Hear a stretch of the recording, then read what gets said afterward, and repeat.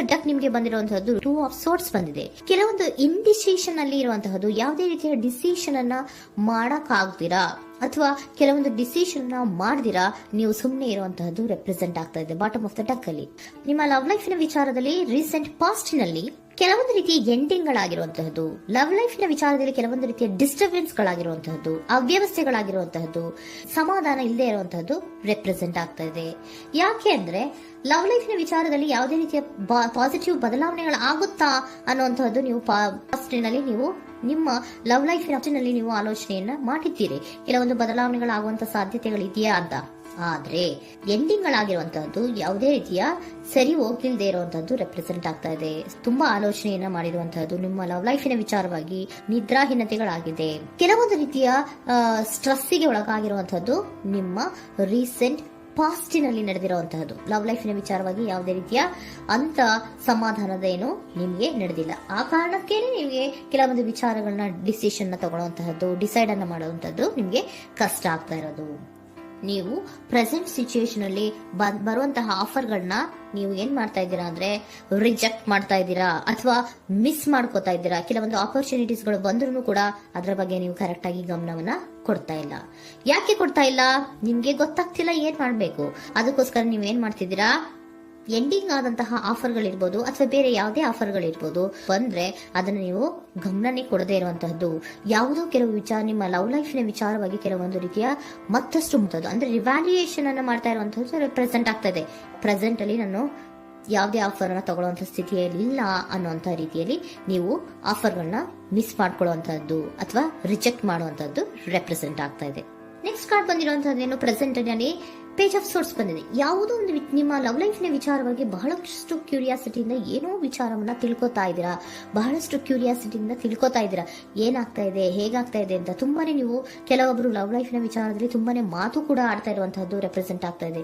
ಏನಾಗ್ತಾ ಇದೆ, ಹೇಗಾಗ್ತಾ ಇದೆ, ಈ ಗಲಿಬಿಲಿಗಳು, ಡಿಸ್ಟ್ರಾಕ್ಷನ್ಸ್ಗಳು ಅಥವಾ ಡಿಸಿಷನ್ಸ್ ನ ಮಾಡಕ್ಕಾಗದೆ ಏನಕ್ಕೆ ಒದ್ದಾಡ್ತಿದೀವಿ ಅನ್ನೋದ್ರ ಬಗ್ಗೆ ಕೂಡ ನೀವು ಕೆಲವೊಂದು ರೀತಿಯ ಮಾತಾಡ್ತಾ ಇರುವಂತಹದ್ದು ರೆಪ್ರೆಸೆಂಟ್ ಆಗ್ತಾ ಇದೆ. ಯಾವಾಗ ಕೆಲವೊಂದು ವಿಚಾರಗಳಲ್ಲಿ ನೀವು ಮಾತಾಡಿ ಕ್ಲಿಯರ್ ಅನ್ನ ಮಾಡ್ಕೊಂತೀರೋ ಆಗ ನೀವು ಕೆಲವೊಂದು ರೀತಿಯ ಆಕ್ಷನ್ಸ್ ಗಳನ್ನ ತಗೋಬೇಕು ಅನ್ನುವಂಥ ನಿರ್ಧಾರವನ್ನ ಮಾಡಿರುವಂತದ್ದು. ಆಫರ್ಗಳು ಬಂದ್ರೂ ಕೂಡ ರೆಫ್ಯೂಸ್ ಮಾಡ್ತೀರಾ. ಆದ್ರೆ ಏನೀಗ ಹಿಂದೆ ಪಾಸ್ಟಿನಲ್ಲಿ ನಡೆದಿತ್ತೋ ಅದು ಯಾಕಾಯ್ತು, ಏನಕ್ಕೆ ಹಂಗಾಯ್ತು ಅನ್ನೋದ್ರ ಬಗ್ಗೆ ಕೂಡ ನೀವು ಮಾತಾಡುವಂತ ಸಾಧ್ಯತೆಗಳು ರೆಪ್ರೆಸೆಂಟ್ ಆಗ್ತಾ ಇದೆ ಅಟ್ ಪ್ರೆಸೆಂಟಿನಲ್ಲಿ. ಆಮೇಲೆ ನೀವು ಮಾತಾಡಿದ್ಮೇಲೆ ಕೆಲವೊಂದು ರೀತಿಯ ನಿರ್ಧಾರಗಳನ್ನ ಮಾಡುವಂತಹದ್ದು. ನೈಟ್ ಆಫ್ ವ್ಯಾಂಡ್ಸ್ ಬಂದಿದೆ. ಸೊ ಆವಾಗ ನೀವು ನಿಮ್ಮ ಕೆಲವೊಂದು ವಿಚಾರಗಳಲ್ಲಿ ಕ್ಲಾರಿಟಿಗೆ ಬಂದ್ಮೇಲೆ ನಿಮ್ಮ ಲವ್ ಲೈಫಿನ ವಿಚಾರದಲ್ಲಿ ಕೆಲವೊಂದು ಆಕ್ಷನ್ ಗಳನ್ನ ತಗೊಳ್ಳುವಂತಹದ್ದು ರೆಪ್ರೆಸೆಂಟ್ ಆಗ್ತಾ ಇದೆ.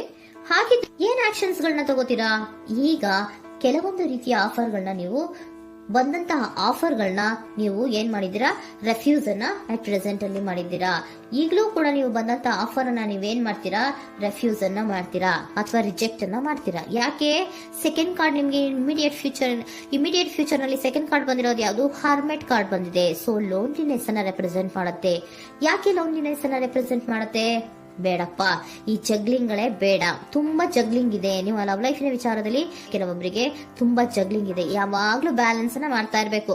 ಈ ಕಡೆಗೆ ಹೇಳಿದ್ರೆ ಆ ಕಡೆಗೆ ಹೋಗುತ್ತೆ, ಆ ಕಡೆಗೆ ಹೇಳಿದ್ರೆ ಈ ಕಡೆಗೆ ಬರುತ್ತೆ. ಯಾವ ಕಡೆ ಅಂತ ಮಾಡೋದು ಅನ್ನುವಂತಹ ಆಲೋಚನೆಯನ್ನ ಮಾಡ್ತಾ ಇರುವಂತದ್ದು. ಸದ್ಯಕ್ಕೆ ಯಾವುದೇ ಆಫರ್ ಬೇಡ, ಸ್ವಲ್ಪ ಒಂಟಿಯಾಗಿರೋಣ ಅಂತ ನೀವು ಆಲೋಚನೆಯನ್ನ ಮಾಡ್ತಾ ಇರುವಂತದ್ದು ರೆಪ್ರೆಸೆಂಟ್ ಆಗ್ತಾ ಇದೆ.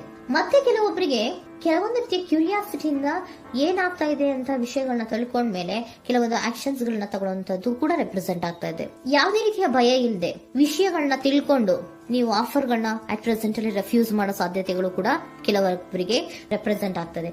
ಯಾಕೆ ಆಫರ್ಗಳನ್ನ ರೆಫ್ಯೂಸ್ ಮಾಡ್ತೀರಾ? ನಿಮ್ಮ ಲವ್ ಲೈಫಿನ ವಿಚಾರದಲ್ಲಿ ಬರೀ ಜಗ್ಲಿಂಗ್, ತುಂಬಾ ಬ್ಯಾಲೆನ್ಸ್ ಅನ್ನ ಮಾಡ್ಬೇಕು. ಯಾವ ಕಡೆ ಮಾಡ್ಬೇಕು, ಹೇಗ್ ಮಾಡ್ಬೇಕು ಗೊತ್ತಾಗದೇ ಇಲ್ಲ. ನೀವೇನ್ ಮಾಡ್ತೀರಾ, ಸ್ವಲ್ಪ ದಿನದ ಮಟ್ಟಿಗೆ ನಾನು ಲೋನ್ಲಿ ಆಗಿರ್ಬೇಕು ಅನ್ನೋದನ್ನ ಇಲ್ಲಿ ನಿಮ್ಗೆ ಲವ್ ಲೈಫಿನ ವಿಚಾರವಾಗಿ ರೆಪ್ರೆಸೆಂಟ್ ಆಗ್ತಾ ಇದೆ. ಈ ಎಲ್ಲಾ ಕನ್ಫ್ಯೂಷನ್ಸ್ ಇರೋದ್ರಿಂದಲೇ ನಿಮ್ಗೆ ಬಾಟಮ್ ಆಫ್ ದ ಡಕ್ ಬಂದಿರೋದು ಟೂ ಆಫ್ ಸೋರ್ಟ್ಸ್ ಬಂದಿರೋದು. ಸೊ ಇಂಡಿಸಿಷನ್ ಆಗ್ತಿರೋದು. ಏನ್ ಮಾಡ್ಬೇಕು ಗೊತ್ತಾಗಲ್ಲ. ಅದಕ್ಕೇನೆ ನೀವು ಇಲ್ಲಿ ಕುತ್ಕೊಂಡ್ಬಿಟ್ಟಿದ್ದೀರಾ, ನನ್ನ ಲವ್ ಲೈಫ್ ನ ವಿಚಾರವಾಗಿ ಯಾವ ನಿರ್ಧಾರವನ್ನ ಮಾಡಬೇಕು ಅನ್ನುವಂತಹ ಆಲೋಚನೆಯನ್ನ ಮಾಡ್ತಾ ಇರುವಂತದ್ದು, ಹಾಗೇನೆ ಮಾಡುವಂತದ್ದು ನಿಮ್ಗೆ ರೆಪ್ರೆಸೆಂಟ್ ಆಗ್ತಾ ಇರೋದು. ಕೆಲವೊಬ್ರು ರೆಫ್ಯೂಸ್ ಅನ್ನ ಮಾಡಿ ಮುಂದೆ ಹೋಗುವಂತ ಸಾಧ್ಯತೆಗಳು ಇರುವಂತಹದ್ದು, ಮತ್ತೆ ಕೆಲವೊಬ್ರು ಆಫರ್ಗಳನ್ನು ಬರುವಂತದನ್ನ ಬ್ಯಾಲೆನ್ಸ್ ಅನ್ನ ಮಾಡಬೇಕು, ಜಗ್ಲಿಂಗ್ ಅನ್ನ ಮಾಡಬೇಕು, ಸದ್ಯದ ಮಟ್ಟಿಗೆ ಒಂಟಿಯಾಗಿ ಇರೋಣ ಅಂತ ಆಲೋಚನೆಯನ್ನ ಮಾಡ್ತಾ ಇರುವಂತದ್ದು ರೆಪ್ರೆಸೆಂಟ್ ಆಗ್ತಾ ಇದೆ. ನಿಮಗೆ ಏಂಜಲ್ ಗೈಡೆನ್ಸ್ ಏನ್ ಕೊಡ್ತಾ ಇದ್ದಾರೆ, ಡೋಂಟ್ ಸ್ಟಾಪ್.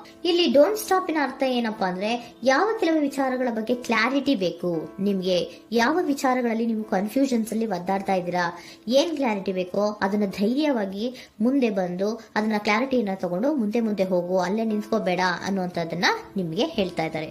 ಯಾವ ವಿಚಾರವನ್ನ ನೀವು ಲವ್ ಲೈಫ್ ನ ವಿಚಾರದಲ್ಲಿ ಏನ್ ಈ ಜಗ್ಲಿಂಗ್ಗಳು ಅಥವಾ ಈ ಬ್ಯಾಲೆನ್ಸ್ ಗಳನ್ನ ಮಾಡ್ಕೊಂಡು ಅಥವಾ ಎಳ್ದಾಟಗಳನ್ನ ಮಾಡ್ಕೊಂಡಿದ್ದೀರೋ ಅಲ್ಲಿಗೆ ಕ್ಲಾರಿಟಿಯನ್ನ ತಗೊಳ್ಳಿ, ಧೈರ್ಯವಾಗಿ ಕ್ಲಾರಿಟಿಯನ್ನ ತಗೊಂಡು ನೀವು ಮುಂದೆ ಆಕ್ಷನ್ಸ್ ಅನ್ನ ತಗೊಳ್ಳುವಂತದ್ದು ರೆಪ್ರೆಸೆಂಟ್ ಆಗ್ತಾ ಇದೆ.